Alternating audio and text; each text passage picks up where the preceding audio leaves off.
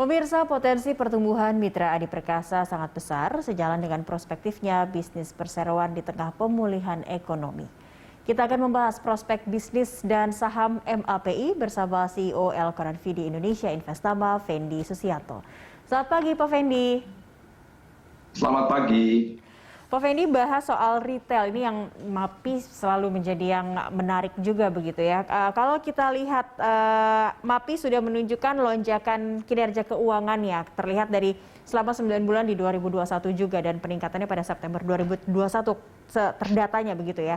Apakah kita bisa mengatakan bahwa ini adalah pemulihan ekonomi sudah benar terjadi karena retail khususnya MAPI sudah menunjukkan peningkatan itu. Dari analisis Anda sendiri seperti apa, Pak Fendi?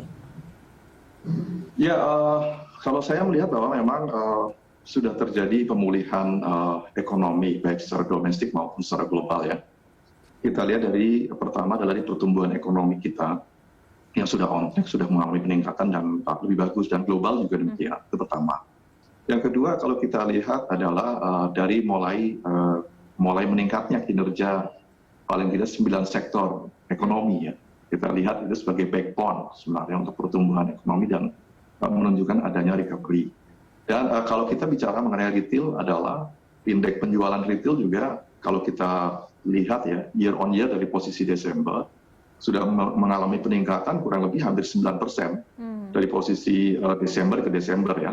Desember 2020 sampai dengan 2021. Jadi peningkatan ini cukup signifikan.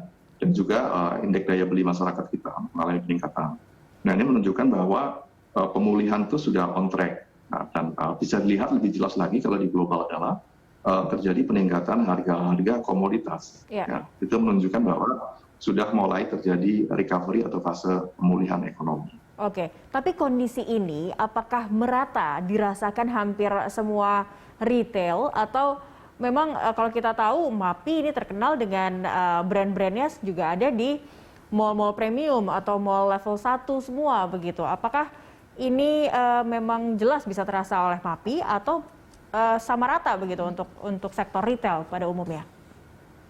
Menurut saya beragam ya, tidak semua sektor retail di perusahaan retail maksud saya itu memiliki dampak yang sama terhadap recovery ekonomi.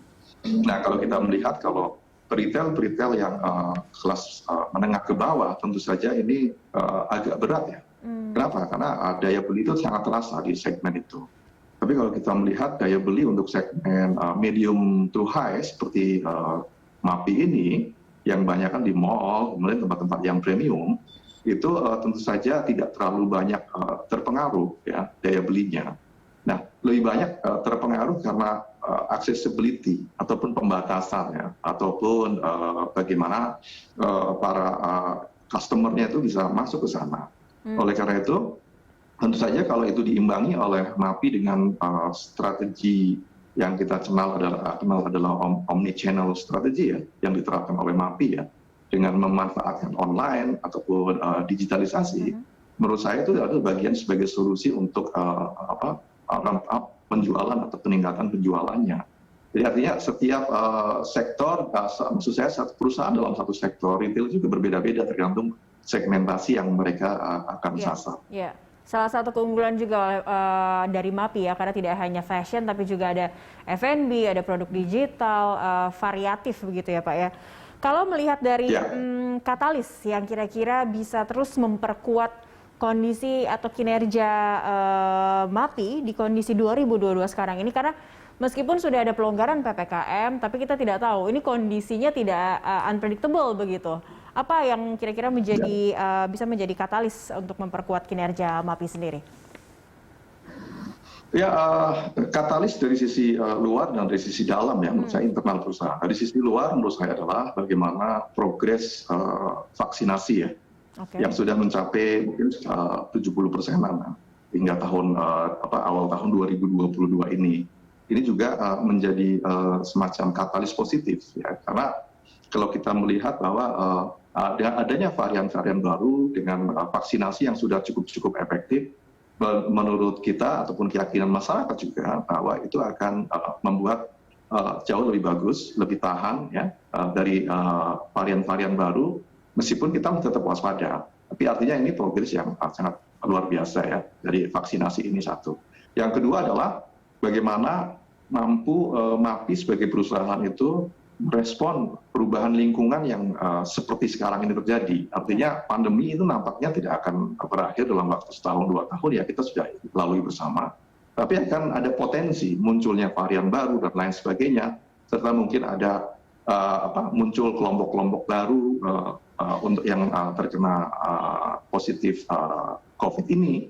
Namun kalau kita melihat dengan strategi penjualan yang lebih ke arah misalnya adalah online, kemudian lebih mendekatkan pada teknologi yang ada, digitalisasi, menurut saya juga ini akan tetap menjaga pertumbuhan penjualan ya di tengah-tengah kondisi yang berubah ke depan sekalipun.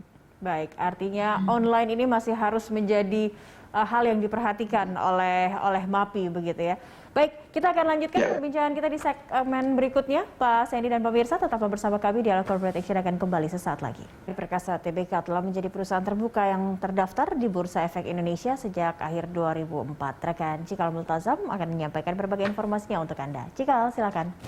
Ya, baik Cakri dan pemirsa, dalam 1 semester terakhir saham PT Mitra Adi Perkasa Tbk telah tampil impresif. Kita simak datanya.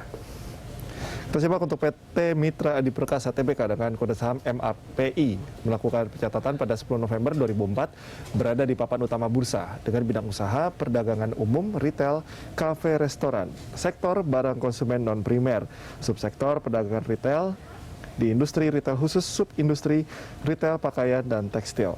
Kita simak pemegang saham Mitra Adi Perkasa. Untuk saham Mitra Adi Perkasa, mayoritas sebanyak 51% atau 8,46 miliar lembar saham dimiliki oleh PT Satya Mulia Gema Gemilang. Kemudian 48,64% atau sebesar 8,07 miliar dimiliki oleh masyarakat dan 0,36% atau 60,39 juta adalah saham treasury. Kita simak pergerakan nilai saham dari MAPI dimulai pada 4 Agustus di Rp695 per lembar saham. Kita lihat terus trennya merangkak naik mulai 1 September, Oktober hingga November di 760, kemudian 780 dan menemui titik tertinggi pada 1 November 2021 di Rp900 per lembar saham. Untuk selanjutnya trennya kembali menurun pada 1 Desember Rp725, kemudian pada 10 Desember Rp775. Di 2022 trennya dimulai menguat atau meningkat di 5 Januari di Rp780 per lembar saham dan turun pada 12 Januari 2022 di Rp745 per lembar saham sebelum akhirnya naik kembali pada Februari di tanggal 2 di Rp805 per lembar saham. Demikian informasi yang dapat saya sampaikan, pemirsa. Saya kembalikan ke rekan Cakri. Terima kasih Cikal untuk informasinya. Baik, langsung ke Pak Fendi kembali. Pak Fendi melihat pergerakan saham dari MAPI dan analis ini juga banyak yang berubah arah begitu ya, kembali merekomendasikan untuk buy terhadap MAPI. Nah, dari Anda sendiri bacaannya seperti apa pergerakan saham MAPI dan kira-kira ini target harga yang bisa dicapai lagi oleh MAPI akan seperti apa, sebesar apa? Ya, kalau kita lihat dari pergerakan harganya ya, pasca tahun 2020 itu COVID ya, sempat harga mencapai level 400-an ya. Dari level tertingginya di kisaran 1.200.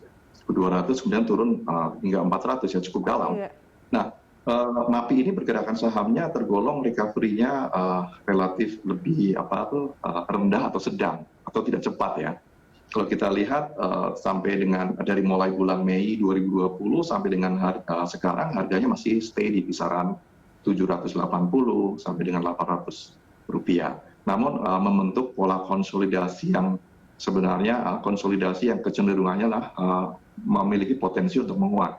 Ya, kita lihat di sini. Memang agak sedikit lagging ketimbang sektor yang lain seperti perbankan, kemudian sektor pertambangan, sektor perdagangan dan lain sebagainya. Nah, kalau kita melihat prospeknya di tahun 2022 ini nampaknya ada peluang yang cukup besar dia akan mengalami apresiasi harga seiring dengan pemulihan secara fundamental ya.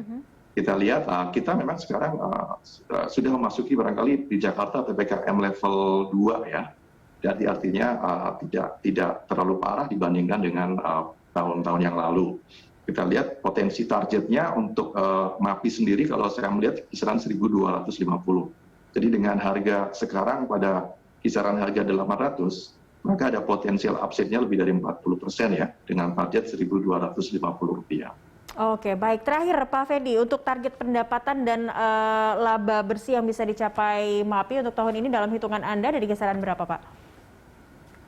Kisarannya kalau saya melihat sih pada pendapatan 21,3 triliun, kemudian kalau kita lihat EBITDA pada kisaran 4,15 triliun, dan laba bersih kalau proyeksi saya ada kisaran 678 miliar ya, dengan earning per share pada kisaran sekitar 37 rupiah per lembar saham. Jadi kita melihat bahwa price to earning ratio ini juga cukup atraktif ya, pada kisaran 19 kali, dan price to book value ratio juga pada kisaran sekitar 2,35 kali. Jadi menurut saya ini cukup atraktif sebagai saham retail yang berkonsep omnichannel. Oke, baik. Sambil kita menunggu, semoga terus ada perbaikan dari kondisi COVID kita atau pandemi kita di tahun ini.